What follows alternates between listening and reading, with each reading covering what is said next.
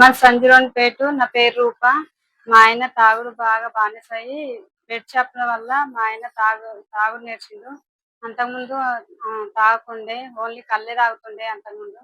ఇప్పుడు మందు తాగుతుండు బాగా. ఇంట్లో తినడానికి గింజలు కూడా ఉంచుతలేడు. రేషన్ బియ్యం మసాలా తీసుకొని అమ్ముకుంటుండు. ఏమి కూడా ఉంచుతలేడు. తాగొచ్చి రోజు మా పిల్లలకు నాకు కొడతారు.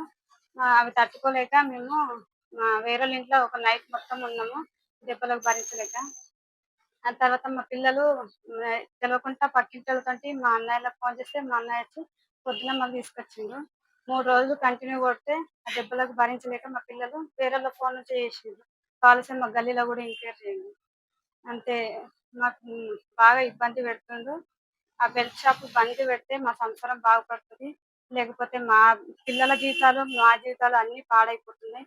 ఈ ఎగ్జామ్స్ కూడా రాయనీయకుండా ఈ చదువులు ఎగ్జామ్స్ సేఫ్టీ కూడా లేదు. పిల్లలు చదువుకుంటే నైట్ వస్తాడు, తాగుతాడు, నైటే తీసుకురమ్మంటాడు. బెల్ట్ షాప్‌లో పోయి తీసుకొస్తాడు. తేకపోతే పిల్లలని కొడతాడు.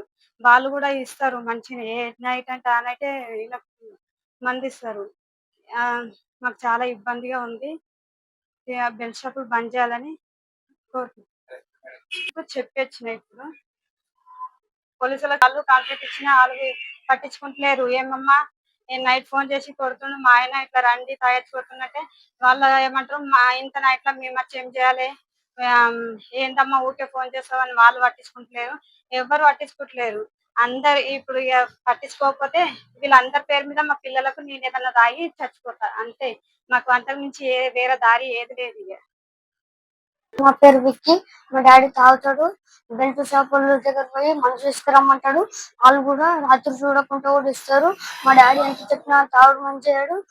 మేమైతే మాకు కొడతాడు సార్ మందు లేకపోతే తీసుకురమ్మని కొడతాడు. మా మమ్మీ కొడతాడు. మొన్న కొట్టింది సార్. అందుకోసమే మేము మా పెద్దమ్మ ఫోన్ చేసి మా పెద్దమ్మ వచ్చి వచ్చింది sir. Hi everybody, this is Kiriti Damaraju. Like, share and subscribe to Saira TV.